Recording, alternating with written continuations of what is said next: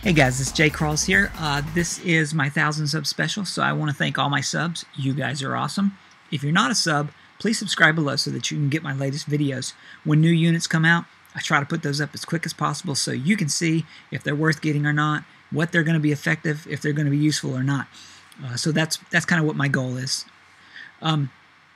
Today for my sub special, I am going to do a comparison, the Blood Ninja and the Samurai. Now, when I say compare the units, they have a lot of different shots, but they're both in the Ninja family.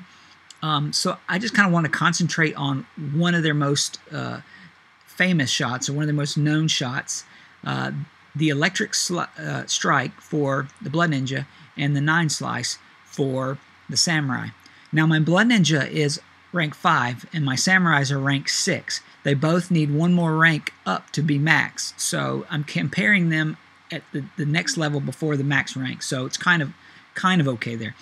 Now, with the electric strike, the damage is much more. You get between 211, you can see here, you get between 211 to 220, between 633 to 660. That's with no crits, and it does have a high chance of crit. Whereas the 9 Slice does about 75 to 103 damage times 4. But it has 65% armor piercing, which is 15% more than the Electric Strike. But its total damage is 300 to 412 without a crit. So you can see that the Electric Strike has the potential for more damage. But the damage is different. The damage type on the Blood Ninja is crushing damage, whereas on the 9 Slice, it's piercing damage. Now, depending on what you're attacking, a lot of times the piercing damage has a better opportunity to get more damage in because of the damage modifiers that units have. So crushing damage, while it is a good damage, there's a lot of units out there that have good defenses against crushing, more so than piercing, and vice versa, depending on what you're fighting. They both have a range about 1 to 5, and the other big difference is right here, the line of fire. The line of fire for the Electric Strike is indirect, meaning you can target anywhere on the board behind blocking units, whereas the 9 Slice for the Samurai, you can't get behind blocking units. You can get behind soldiers units that do not have blocking, but you cannot get behind a mega tank, for say, or something with blocking. So that's the difference in that. The pros on both of these, the pros for the Electric Strike here is it's great for the AS, it's great against frags, armor-piercing units, can hit behind blocking units, and the also awesome effect of this is that it has a stun, 100% chance of stun for 3 rounds. So that's really cool. So if you don't kill the unit, you're going to lock it down. It's not going anywhere. The cons is this attack is limited to only metal units, so it cannot hit everything. It can only hit specific units. The 9 Slice, however, its pros are that it can hit anywhere, any type of unit except for air units. It's good against the AS, frags, and armor units as well. The good thing is it can't be stunned, and it has no prep time for the shots, whereas the Electric Strike has a two rounds before it can hit. They both have high crit chances. The cons for the 9 Slice is that it can't hit behind blocking units. So let's test these guys out. I've done several videos here that we're going to look at. I want to see them first against mega tanks.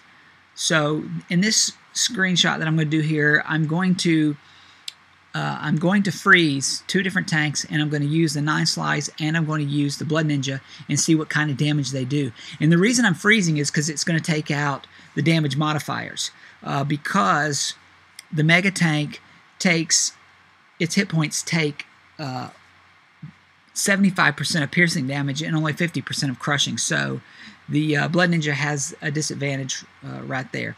So let's look at this video. Okay, I'm going to freeze this guy up front, and then I'm going to use this 9 Slice attack.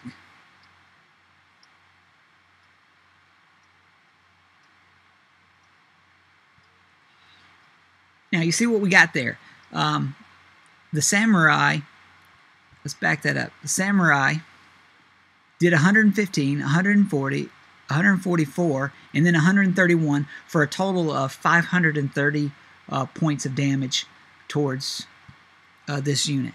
So that's really awesome. But you notice there was no crits there. If it would have got crits, the damage would have been higher, but and it probably would have killed. It would have definitely killed the Mega Tank, but it didn't. So now I'm going to freeze another unit in the back here and do the same thing with the Blood Ninja, and I'm going to see. We'll see what damage, how much damage it does.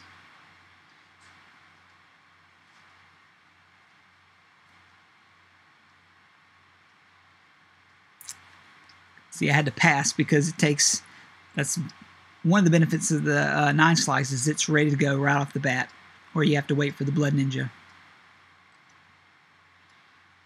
Okay, 3. Let me back this up just a little bit. You see it got a 328, a 322, and then it critted at a 976. I want to talk about that for just a second. Okay, so it did a 328, 322, and 597. Now, if you just add up both of the non-crits there, it got a total of 650 points for both of those. Now, the Samurai only got 530 with no crits if you add all of it together. So just the 2 non-crits did more total damage there, and then if you add in the crit there, it totals at 1,247 total damage on the Mega Tank. So that is really awesome.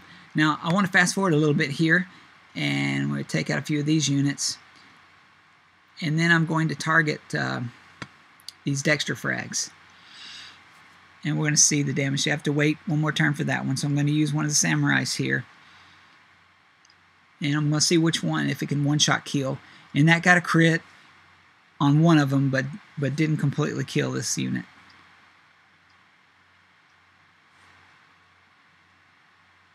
Now, okay, he's just passing for me. So now I'm going to take this shot and target the back unit here. And you can see it did better. Got 2 crits on that. Did much better. So just looking right there at those 2 units, that the Blood Ninja did more damage to the units, non-frozen for those units. So let's look at another video here, comparison. Now we're going to pit these 2 guys up against some light chemical tanks, and they have the same damage modifiers as the Mega Tank. So they take 50% of the Blood Ninja's crushing attack, and they take 75% of the piercing damage for their health. Now their armor piercing both is 25% on both of them, so it's balanced until you're talking about its health. Okay, so let's see what happens here. Now, now we see the Samurai there. I just attacked the walls just to see what kind of damage they would do, and the Samurai got crits every time on those and did some serious damage against the wall. So let's do the same with this other wall here with the Blood Ninja.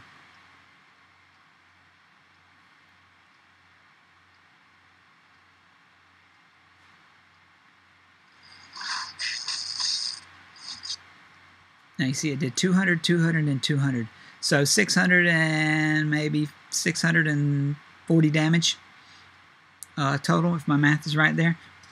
But you can see there that the Samurai did much better when it did all crits and took much more health of each of these units.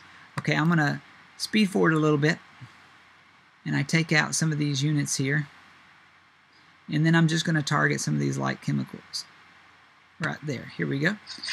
So there's the 9 slice, and then you can see that the 9 slice did a 50, an 81, a 90, and then a 41, which is not too bad. Now let's see what how the Blood Ninja does.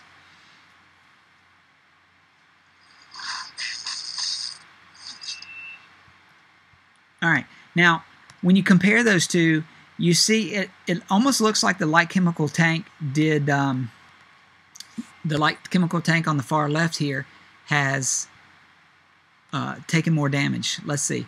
So this first tank, which the Blood Ninja attacked, is at 252 health, while this other one is at 298 8. So in actuality, the Blood Ninja did more damage. You can see, we can back this up. The Blood Ninja did more damage than the Samurai Shot did. Alright, let's look at the last video here. And now, that was awesome. Now, let me show you that one last thing here. Because when the Blood Ninja crits, it crits amazingly. 400, 398, and 398. So it is awesome when it crits very well. Okay, this last one, I'm going to show you also using a heavy chemical tank. And I'm going to show you the comparison between the two shots, the 9 slice and the electric strike, damage against this unit here. And we'll see what the difference is. Okay, now if you see there, you get 98, a 101, an 89, and an 88. That's a total of 376 damage. It took the unit's health down to 294. Now, when we replay that and we use the Blood Ninja,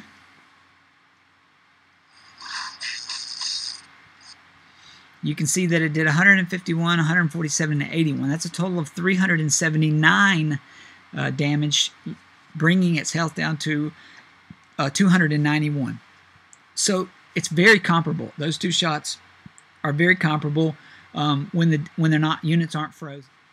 Okay, so to sum it all up, there's so much hype around the Blood Ninja because a lot of people missed out on the unit when it first came out, including myself. And because the Ancient Sentinel was so difficult to fight, that people who had the Blood Ninja, it was just easier for them to beat the Ancient Sentinel. So people watched videos of them or heard them talking about using the Blood Ninja, how effective it was, and it just made you really want this unit. Well, Z2 has come out with a lot of new units that are far better and have a lot less heal cost than the Blood Ninja, that have replaced the Blood Ninja fighting the Ancient Sentinel. So if you do not have a Blood Ninja, I would not advise you go wasting your money. If you have the Samurai, you have a very comparable unit there. Actually, I'd say that it's a lot better having the Samurai because you're not losing very much power, and you're gaining a couple more things, like the things that we've talked about in there, that it's ready to fire right off the bat. The different shots have high crit chances. It uses piercing versus crushing damage. It only costs 1 skull to heal and a little bit of steel and money, whereas the Blood Ninja costs a powder, which is 5 skulls sent to the refinement factory, and then you have to wait for that to finish before you can get 1 powder to heal. It's also 4 times as much money and steel at an advanced level 10 hospital. So all in all, there's a lot of hype around the Blood Ninja unit, and people have built it up to be something that it's really not. All in all, Z2 has already given us plenty of comparable replacements that you probably already have, that you should be glad that you have. And so if you missed out on the Blood Ninja, you just missed out on having a good collector's unit. But don't beat yourself over the head. If you've got the Samurai, it's a great unit. And all in all, with its attacks, I can probably say that I'll use the Samurai more readily than I would use the Blood Ninja in my battles. Alright guys, I hope you've enjoyed this video. I hope this has helped make up your mind whether it's worth spending any more money on that Blood Ninja.